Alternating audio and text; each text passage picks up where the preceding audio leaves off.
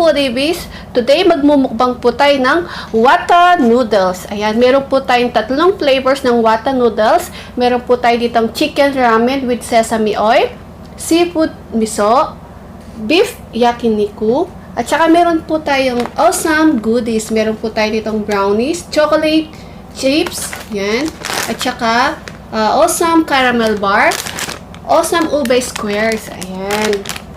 So, mga foodie bees, bago po tayo kumain at magkwentuhan, mag-pray muna tayo.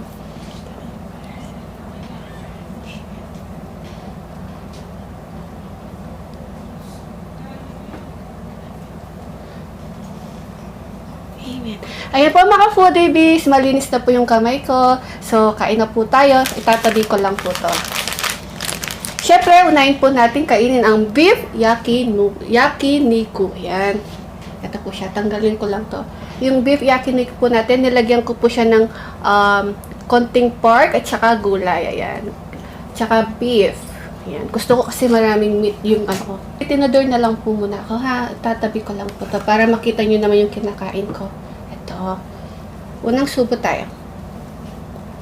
Mga foodie bees, unang subo po para sa inyo. Kain po tayo.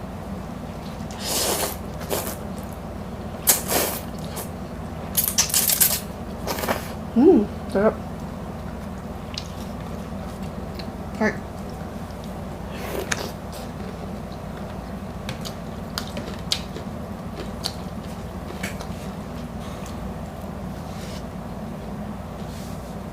Ayan, sa mga mahilig mag-ramen, try nyo na po ang Watanoodles. Masarap po. Yung noodles niya ang sarap. Malambot siya. Tsaka nagustuhan ko din siya kasi no cholesterol.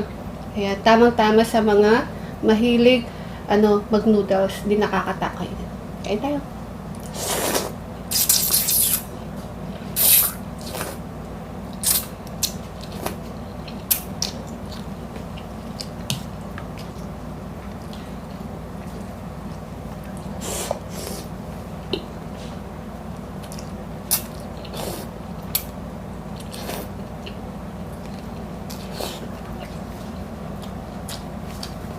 Medyo mainit.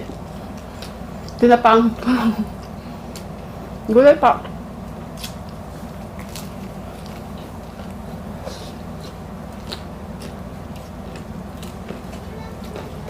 Yeah.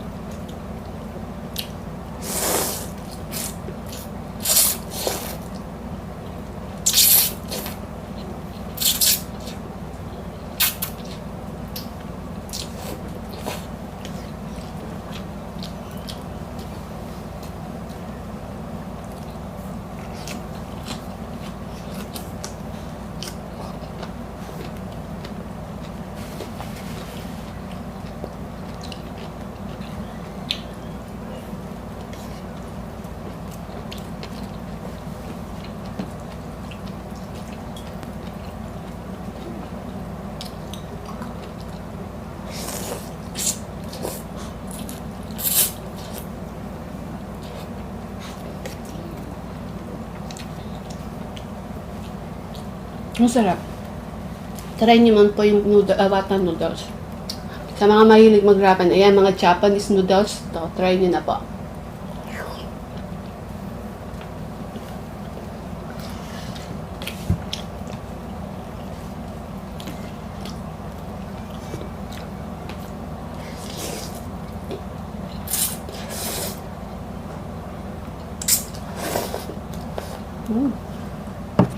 Sarap.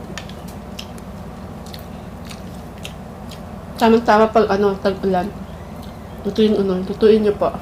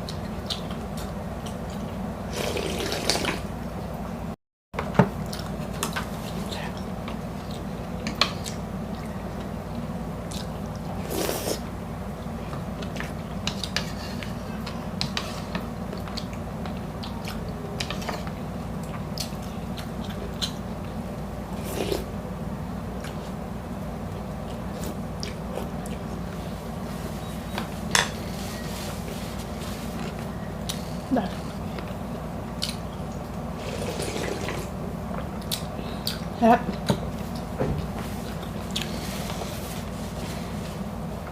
So, next po, tikman po natin ang chicken. Chicken ramen with sesame oil. Ito siya. Ito. Nilagyan po namin siya ng egg at saka chicken. Ito. Yan. Tikman natin. Medyo mainit pa po ito. Kaya dahan-dahan. Napasubo kanina. Sarap kasi.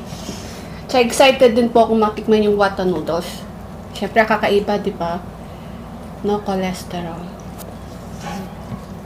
Try natin. Medyo nagdikit-dikit po yung noodles kasi may aircon po tayo. Medyo nilamig lang po yung noodles. Ito. Try. Right?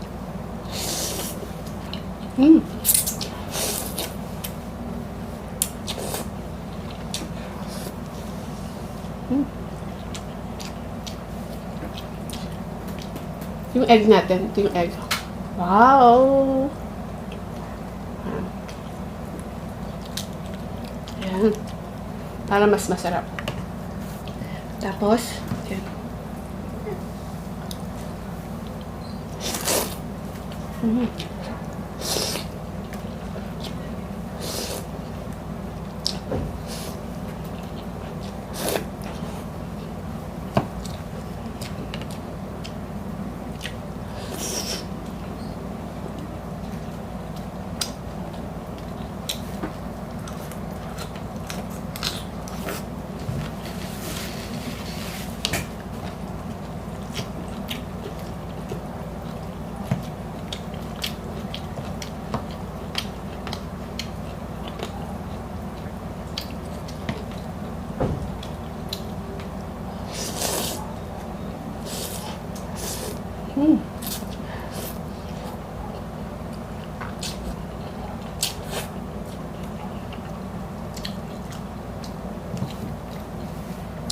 Ito yung chicken ramen with sesame oil.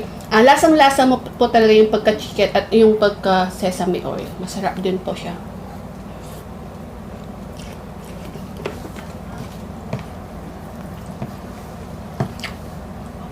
Sarap.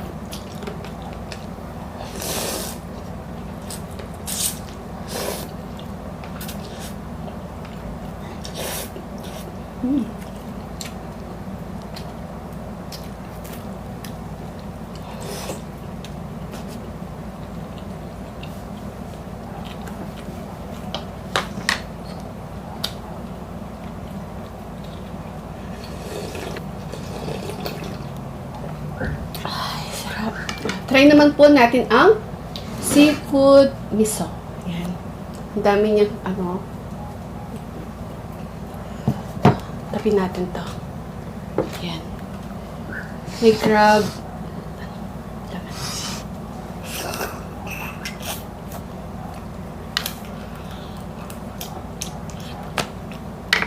Tapos nilagyan po natin siya ng shrimp. Ito.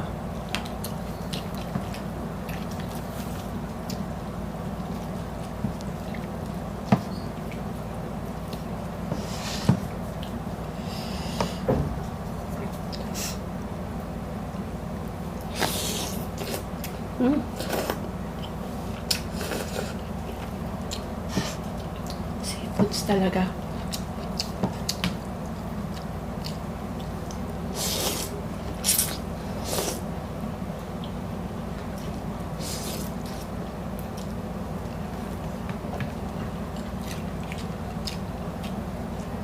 Very good.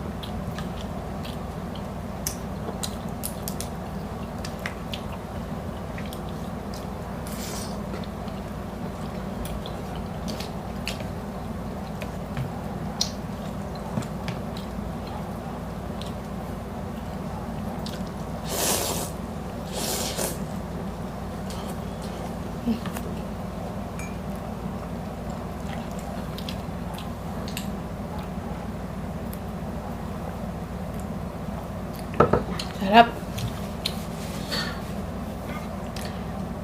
Busin natin.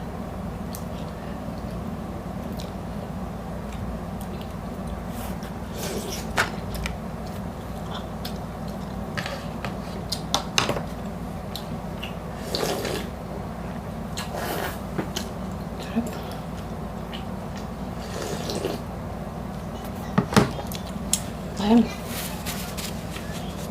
Ang sarap po. Ayan.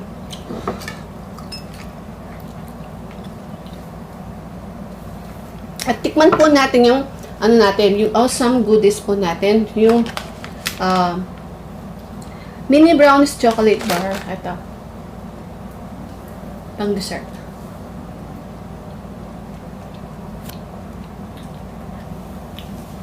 Caramel bar. Lahat gusto ko sila, pero mas masarap yung ano, ube. Yun ang gusto ko. Tsaka yung mga pamangkin ko gusto na ng chocolate bar. Tsaka ito. Kaya,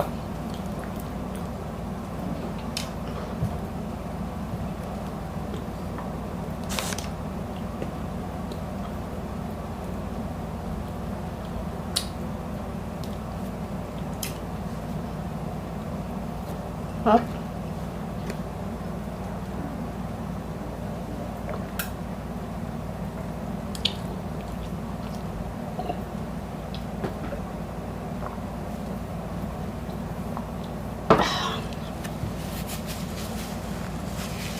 So mga foodie, ayan, tapos na po tayong kumain. Mga foodie bees, kung gusto po ninyo matikman yung Watanoodles, pwede po kayong mag-order sa Lazada or Shopee. At may available din po sa mga supermarket at groceries po. Ayan. Masarap po talaga. At syempre, di rin siya nakakatakayin kasi no cholesterol nga po. Sobrang sarap po. Sa mga mahilig kong kumain ng ramen or Japanese noodles, ayan po, mag-Watanoodles na lang po kayo. Ayan. Sa mga foodie bees, hanggang dito na lang po yung video natin. Please, kung nagustuhan niyo po yung aking video, pakiclick na po yung aking notification bell para ma-notify po kayo sa mga bagong videos po ng The Foodie Bee. At thank you so much din po sa mga nanood po ng videos ko kahapon, yung ginataang alimango. Hindi alimasag pala, nagkamali ako. So mga foodie bees, shout out po sa mga Team Matibay. Ayan, shoutout po sa inyo. I love you all. Shoutout din kay Frenny Kimi 0718. I love you, Frenny. At kay It's Lenny. At kay Cheppers Chow. Cook Like Crazy po. Please paki-follow po sila at mag-subscribe na po kayo. At mga foodie bees, kung nagustuhan niyo po yung aking video, please don't forget to like, share, and subscribe. Thank you so much po. Love you.